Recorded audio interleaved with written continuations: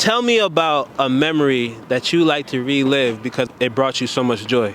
I was pretty young. I don't know, maybe junior high, middle school era. And my brother used to always doodle, make caricatures and whatnot.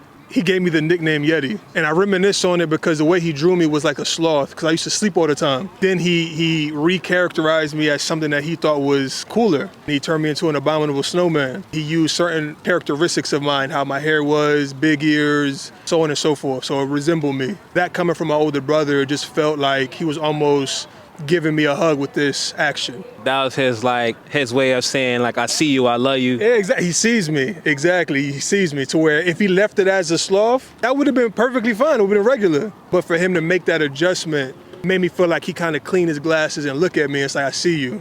And that's why I took on the nickname so seriously. It was just a small moment to him. But for me, it felt so big that I took on the nickname wholeheartedly. To where now I'm a young man, I still go by Yeti. So I think about that pretty often. Yeah, that's dope because, you know, as young men, whether it's a dad or an older brother or older cousins, we look for that guidance, we look for that leadership. So what's small to them is big to us because it's just like we just want to be like them and all that. How is your relationship with your brother to this day?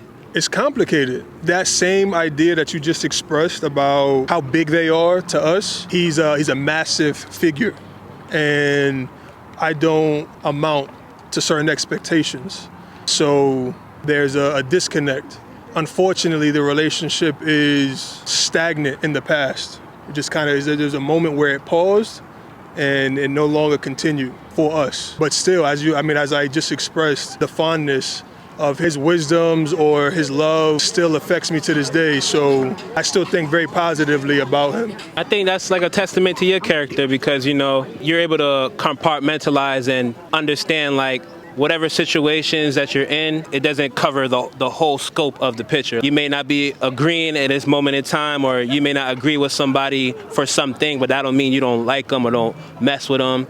I can relate with somebody like my dad. He was that person for me growing up. Like, you couldn't tell me he wasn't anything less than God. As you grow older, you start to realize, like, you see people for who they truly are. And it's not that they're anything bad or less, but when you put somebody on a pedestal, when you get a realistic idea of them, it's kind of like you're downplaying them because you had them on the pedestal. When you get them to that realistic level, it's kind of like a rocky transition because you was like, I thought you was this, I thought you was that, but you really this. Yeah. And most people don't ask to be put on that pedestal, but you can't help what you do as a kid. The point of view.